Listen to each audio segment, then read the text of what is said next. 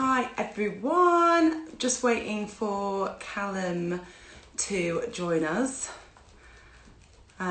He's been waiting a little while because I'm late, because I'm naughty, but here he is.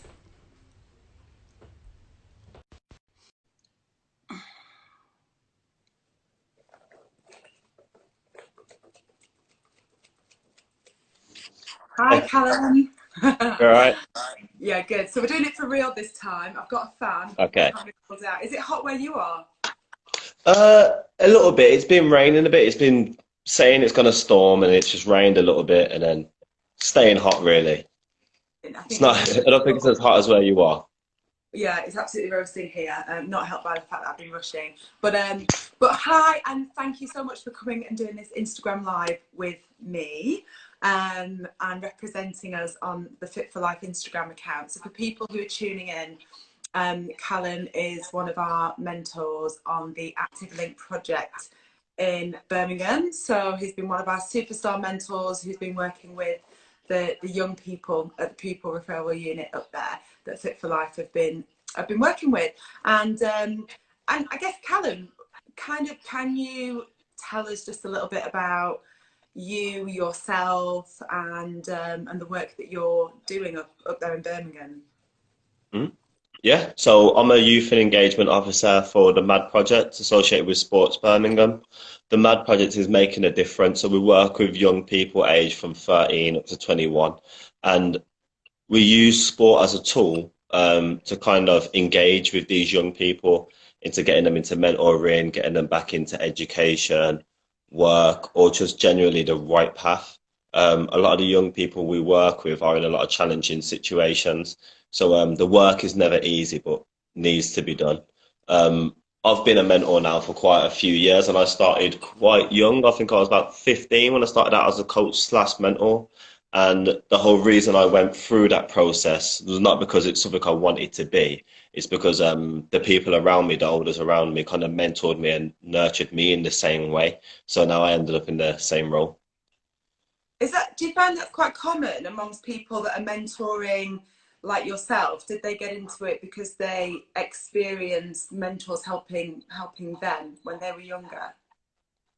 Not necessarily. A lot of the older people I work with, so like Alison and Leon, kind of did it off their own back. And, they kind of went through a journey, and I don't think they wanted people to kind of have the same experiences they did. So they kind of put themselves in that position. But for me, I was quite lucky to have someone like Alison when I was younger, around that age of 15, 16, to kind of support me and mentor me. So then I was quite fortunate. But I don't think that's the case with every mentor. Yeah, yeah, okay. So the work that you've been supporting us with Fit for Life, the Active Link project, I guess just to give people a bit of a background. So Fit for Life is a not-for-profit organisation that was founded by myself and Dawn a couple of years ago, and we seek to work with people out there in society who need a little bit of help, who will benefit from some help. So usually it tends to be young people from areas of deprivation, and we've really found ourselves working in pupil referral units because we'd identified that as a group of young people who usually pretty much always through no fault of their own have found themselves in a position where they feel a bit rejected, they can feel a bit isolated, but actually they're young people who have loads of Yeah. potential, they just need a bit of extra help. um, People might not know what a pupil referral unit or a PRU is. Can you tell us, Callum, what that is? So a pupil referral unit is a place where a lot of children find themselves in when they're suffering from educational needs, so autism, dyslexia, a lot of the things where a lot of mainstream schools can't tend to cope with, no fault of their own, a lot of the time. Behavioral problems, so that's antisocial behavior, either being bullied or being a bully. Um, and a lot of the time it comes from being excluded from mainstream a lot of the time, and to the point where the schools can no longer take them back, they end up in a pupil referral unit. And what are pupil referral units like in your experience? um, if you can compare them to a mainstream secondary school, which is, They tend to have, it tends to be like a sixth form entry and it's quite huge and they have quite a lot of children. Um, Pupil referral units tend to be smaller than primary schools. There tends to be one class per year group and the classes are quite small. You probably have about 12 in a year group, maybe up to 15 a lot of the time.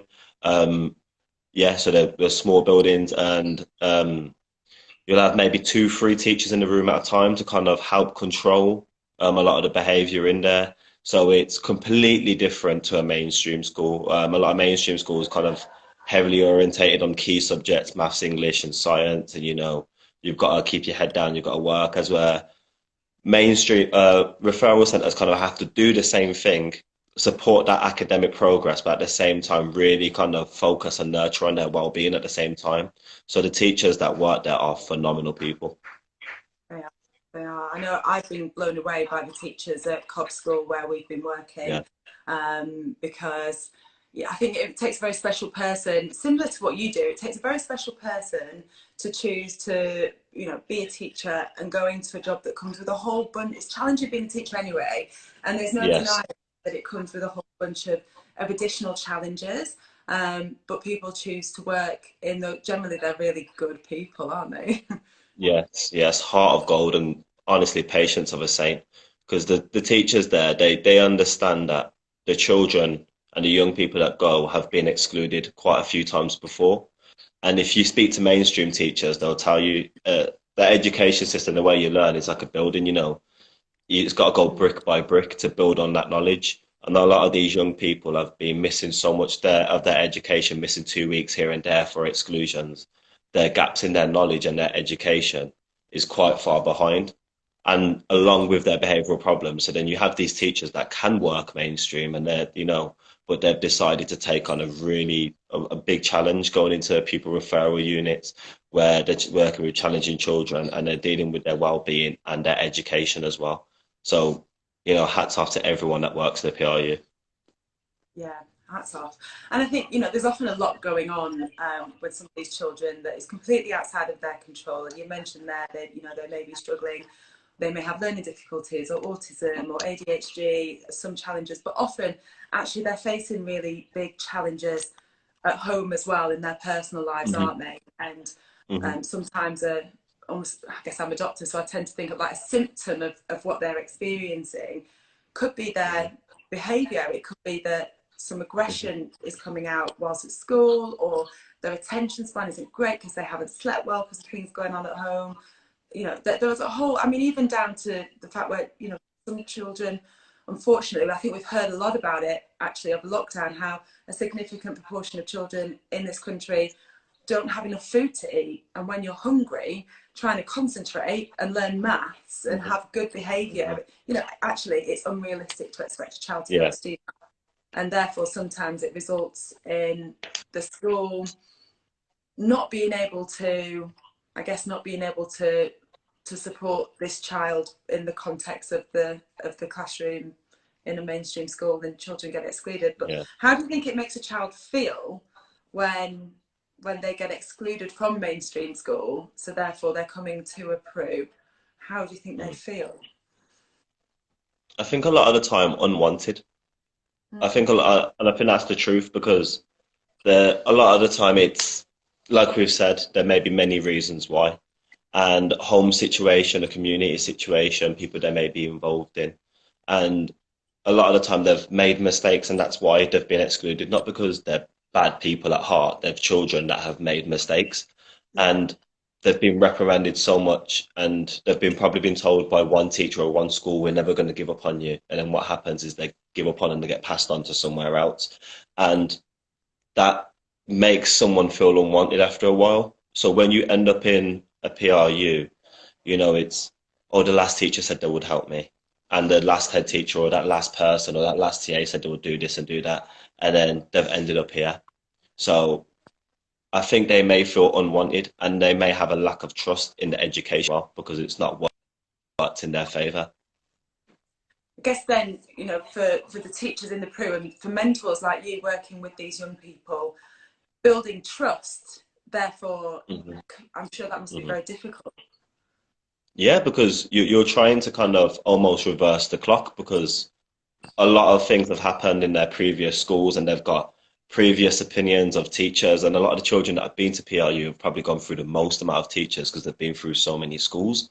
So, you know, they've had a lot of professionals say a lot of things and then they've ended up in a PRU. So when they have the teachers and the mentors come in saying, look, we're here to help, we do care. Um, it must be like talking to a brick wall sometimes. So we are fighting the tide. We are swimming upstream a lot of the time, but it's a challenge that we feel like we can do because, you know, the young people are capable.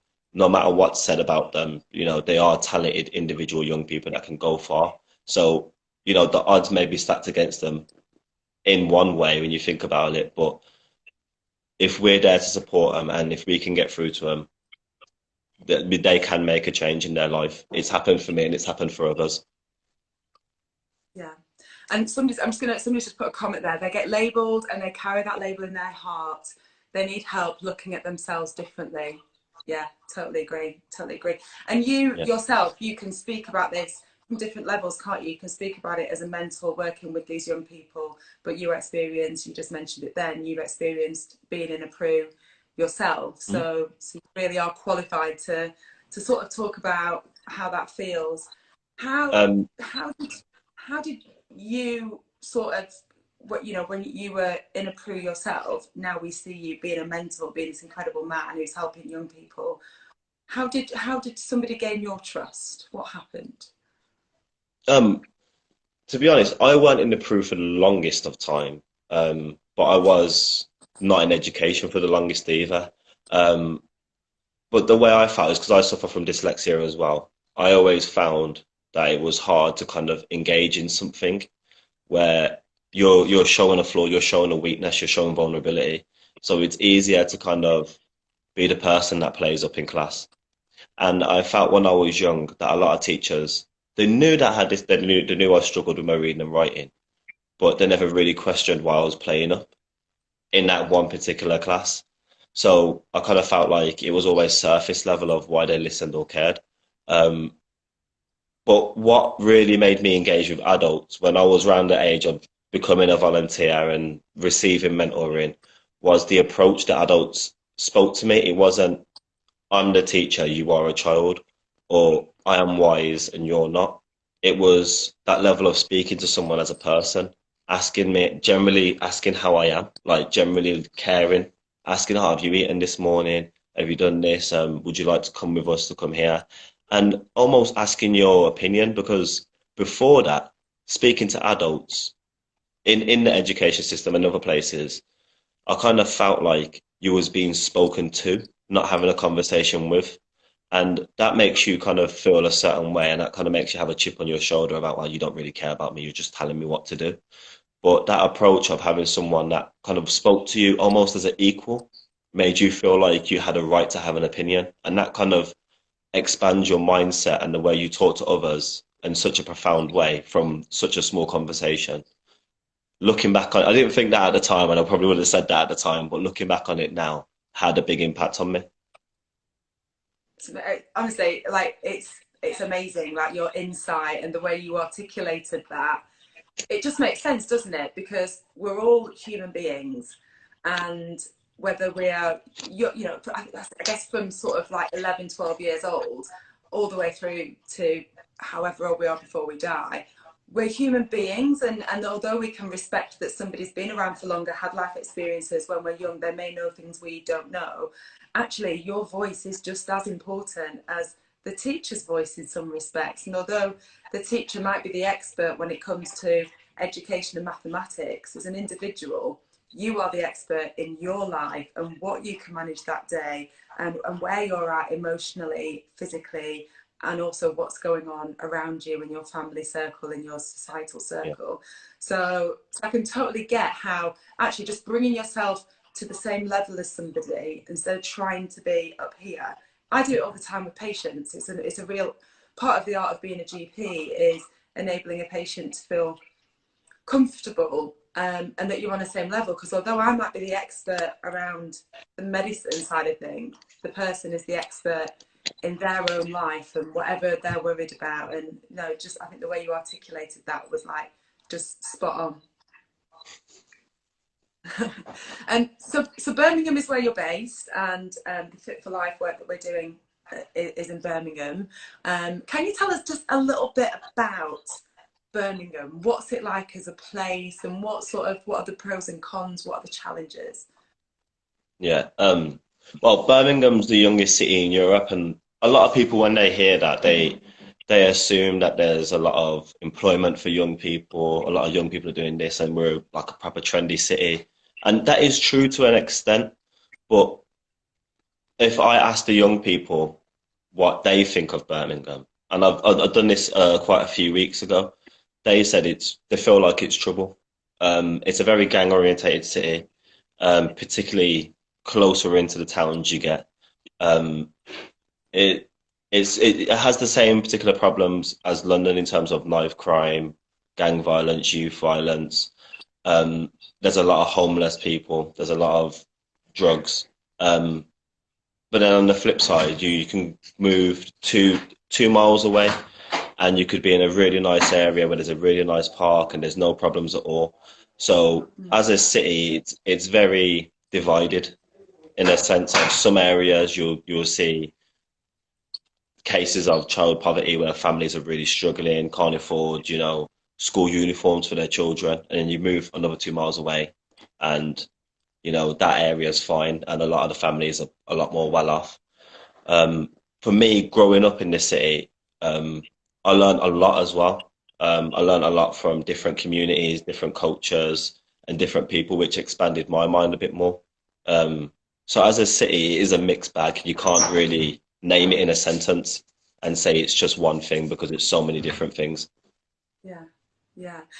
And you talked a little bit there then about gangs and knife crime and that type of thing, which I think perhaps a lot of people who watch this Instagram TV will be aware of it, but just no understanding really as to how that happens. How does a young person end up being involved in things like drug dealing, gangs, knife crime, all of that?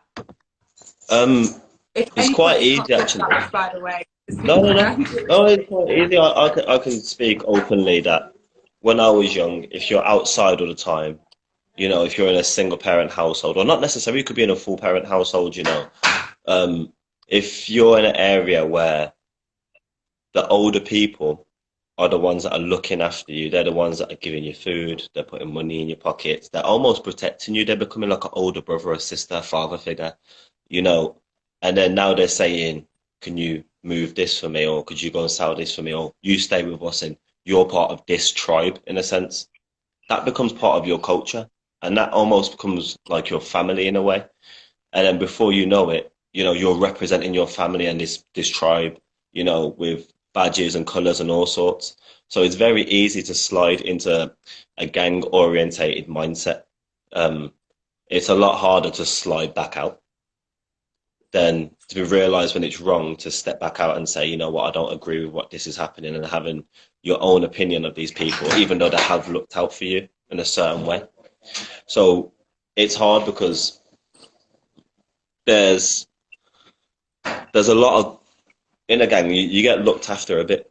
In a sense, you would call it, for particularly a young person, almost grooming. You're looked after to an extent, and then when they ask you to do things, you start to realize it is wrong. You kind of have an ethical conflict of where do I go, left or right. So for a young person, making that decision is quite hard, and a lot of the time, there's no one to say this is how you make your way out, or this is how you get away from that situation. So it is a difficult one. Yeah, yeah. And we've sort of spoken about how a lot of young people are feeling isolated, and I think if we go back to thinking about people who are being excluded from school as well, that's another rejection, another something you once belonged to that you no longer belong to.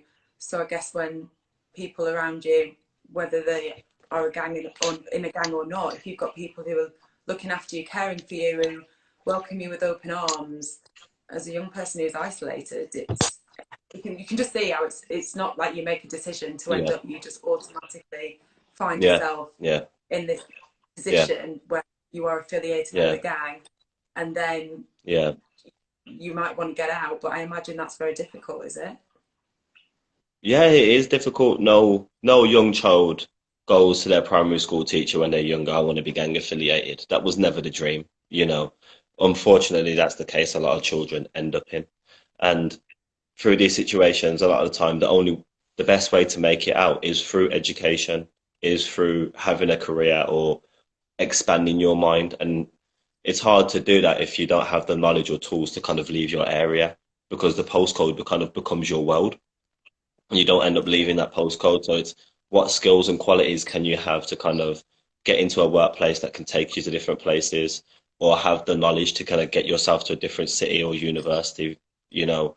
So I would say in education and just knowledge in general is the key to getting out. But it's that person who passes on the knowledge is important as well because they're the people that are needed to get into there. I want to ask you a couple of questions about the Active Link project now. So, you know, you've been, along with Alison and Leon and the others, like you guys have done an amazing job mentoring the young people on the Active Link project. Can you just tell us a little bit about it? Yeah, so the Active Links project is with the MAD project, you know, we go in once a week and our job is to kind of build a rapport with the young people, using sport as a tool to kind of get some mentoring in, just bond with them and figure out what we can do to kind of get them involved in either clubs they want to be associated with, sporting clubs, kind of get involved in community stuff outside of the school and find pathways for them as well. So ways of colleges and where they want to go with their career. Starting the project, if I start right from the start, was quite tough because we're speaking about challenges these young people face and what they've been through. So they're tough children, they are tough, they are mentally strong. So I remember the first session where we had about 20 lads and me and Leon were like, right, nice to meet you, how are you all? And then half of them just walked out the sports hall like, who are these guys, and just left. And then, you know, it's that building a rapport and that trust and speaking to them as equals over time, you know, you kind of got their respect through giving them respect. And then now they can come up and they can talk to us outside of school if we see them, you know, round the corner. We can have a conversation with them. It's like, oh, that's my teacher or my mentor, I'm going to avoid them. They'll stop and talk to us or they'll come up to us. So the rapport's there and it's progressed to the point where, you know, the school will openly say there's no behavioural problems when the Active Links project's there because it's relaxed, there's no high tensions, everyone's calm, we're going to do our work and then we're going to have our lunch and then we're going to jump in the van and then we're going to go play some sport, do some mentoring as well, and then we all go home. And it's just, I think the school would like more days of us, but Yeah. for us, we've progressed loads. But just because now we've got the rapport, the hard work's there now. We've got the rapport, it's actually getting through to them to think about, you know, what college you want to go to, what career do you want, what apprenticeship do you want to do, how, you know, even just changing their lifestyle, if it's cutting down the drinking or the smoking, or, you know, just not carrying weapons, you know, before we even think about colleges and universities, but the conversation's there now, the trust is there to kind of have a open rapport. And in their words, we're not ops anymore. We're not the opposition. We're one of them. We're part of the team now. Yeah, and that's, you know, that's so important, and that's why it's, you know, for us at Fit for Life, it's really crucial that we continue building those rapports between you guys and the young people. And, you know, we're delighted that we're going to be able to continue next year. You kind of give us a bit of an inkling, but tell us a little bit about the young people that you work with. Obviously not anyone in particular or naming any names, but what sort of backgrounds do they come from? What are they like? A lot of them come from challenging backgrounds. Um, a lot of them have problem with drug use. Um, a lot of them are gang affiliated, to the point where we can't, one or two of the young people won't go to one of our sessions if one of our sessions is in a certain postcode, even though it's 1 o'clock in the day and no one's going to be in that venue, they won't go. That's how heavily involved they are. Is that because it's not safe for them to go?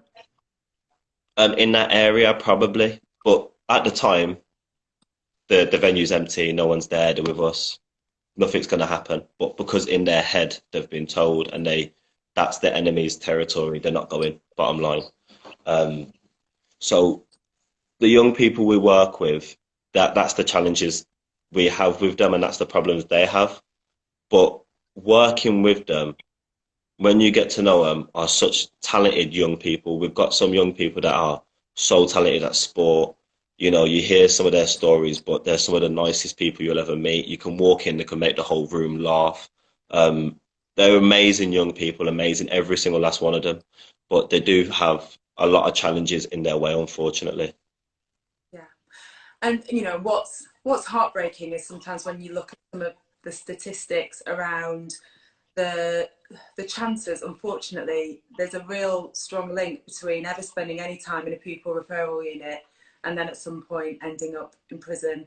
And I think what you've done there is painted a really accurate picture of these are young people who have additional challenges, who are acutely at risk of being groomed. They're very vulnerable. They're at Mhm, risk of being groomed into gangs. They're at risk of ending up in prison, but also they're nice people. They're young, mostly male. There are some girls, but they're nice, mhm, funny, warm, loving young boys who have so much potential, but they've just got so many additional barriers mhm, to success.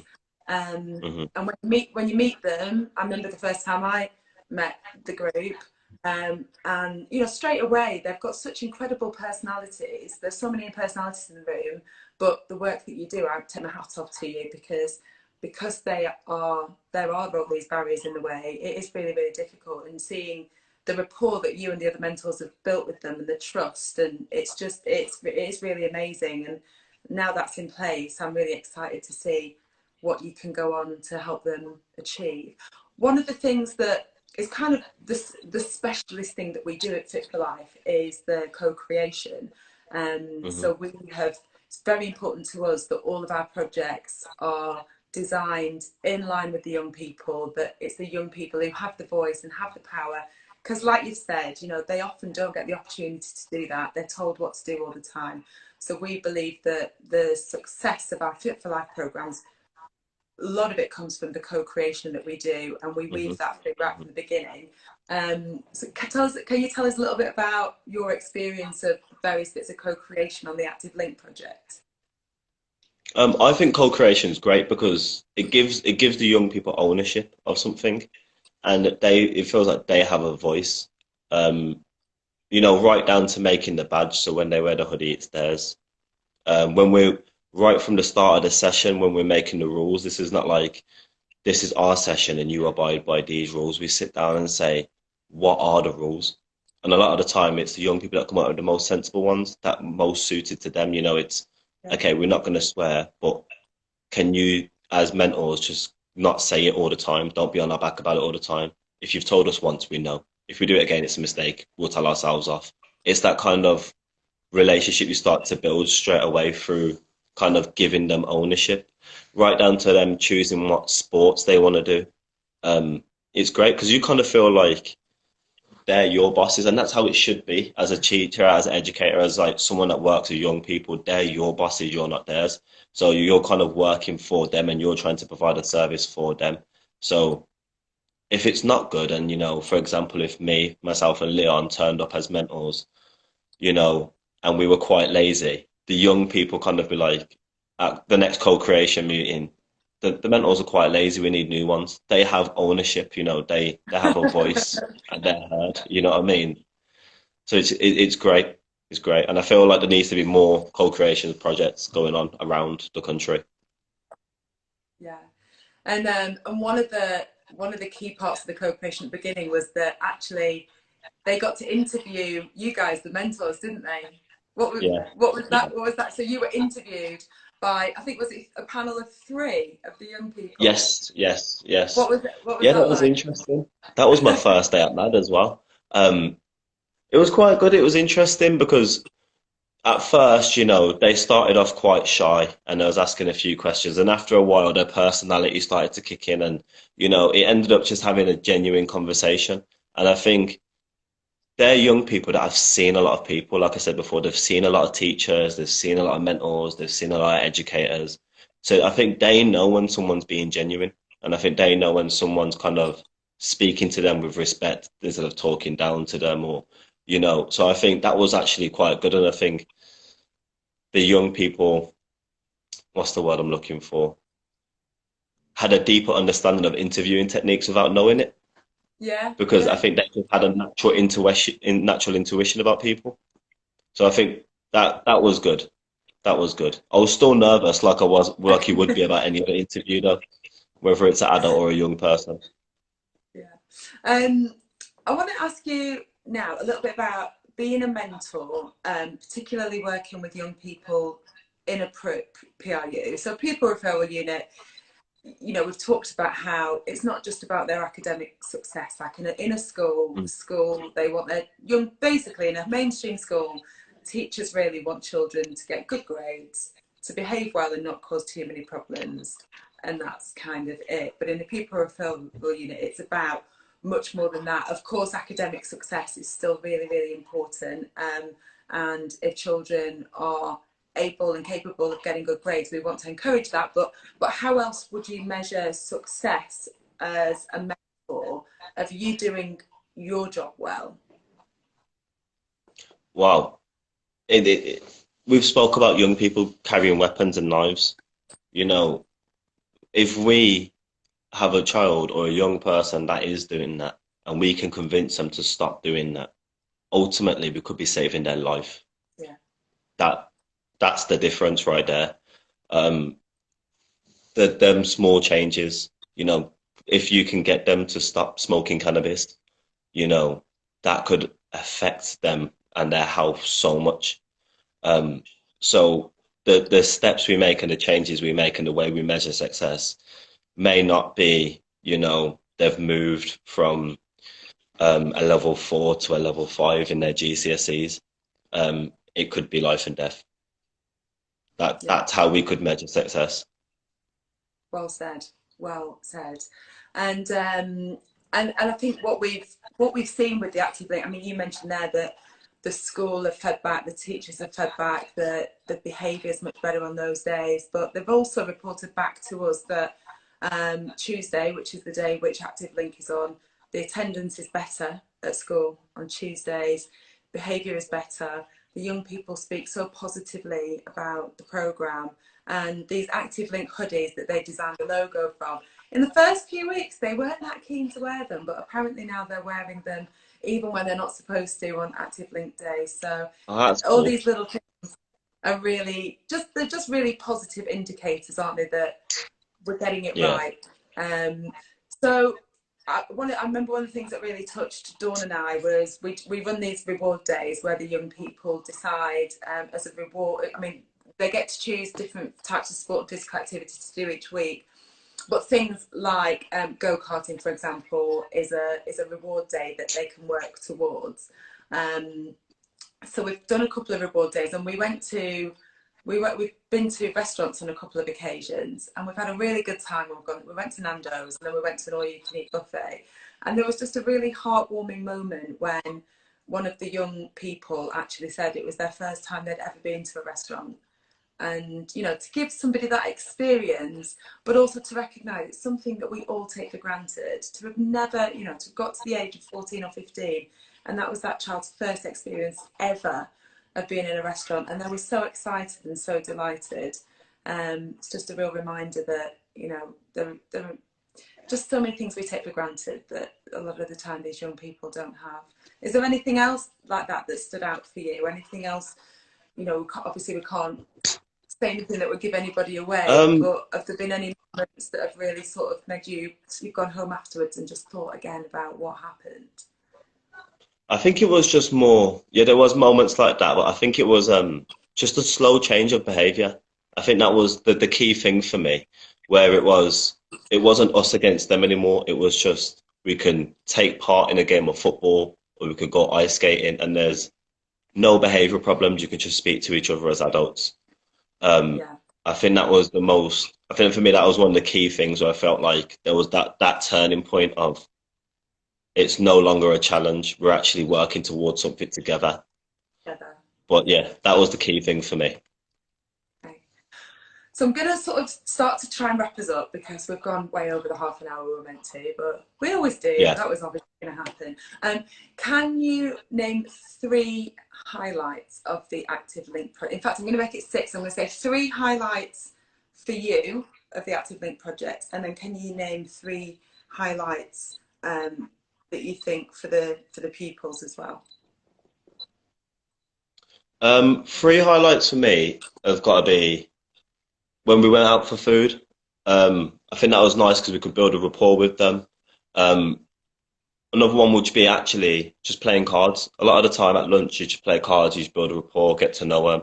And I think the simpler things are more important. And I would say the interventions, having more time sitting down on a one-to-one was key for me because then you can openly talk about situations. Um, and I think for them, if I was to put myself in their shoes, it's definitely got to be the reward trips, first of all. You know, a lot of the time they're going to places they've never been before. So if they get to go for free, it's great. I think, yeah, again, interventions, so a lot of staff didn't have the time. Um, Not their folks, obviously, they're teaching all the time to do Yeah. interventions. So having mentors come in and having that extra staff where they're listened to a lot more. I think that would be that was beneficial to them, and I think they enjoyed it. Um, and just the sport as well, where they get to go into a coach and they get to, instead of playing sport at school, they can go to like a venue or boxing gym or sports arena or football arena, different places where they can use like the top of the range equipment. I Yeah. think if I put myself in their shoes, I would have loved that as a young person. Yeah, me too. Me too. Brilliant. And finally, I just want to ask about, obviously we've been through this period of lockdown. It's been challenging for everybody in different ways. But for this particular group of young people, what challenges have they faced that we might not really sort of have thought about? Um, I would say a lack of food, um, behavioral problems outside the school as well. A lot of the time, if the young people are struggling to get to somewhere or they've got a problem in that area, attendance is going to be a problem because they're not going to go to that area. So the council has probably put that young person in Small Heath to go to the Link Centre. But if they've got troubles in Small Heath, they're not going to come to Small Heath. So that's going to affect their attendance. So a lot of the time, challenges like that will occur. And we've seen that last year with one of the young people, to the young people, when we tried to go to different venues. So a lot of the time, we're trying to do something when really the biggest challenge is getting them through the door to the school. Yeah, yeah, okay. So next year then, another year of Active Link, and it's been exciting. What do you think? What would be your, if we think about the children on the Active Link programme, what would be your hopes and dreams for them? If you could make anything happen for them, what would you create for them? As individuals or as a group? As a group. Either, whatever comes to mind.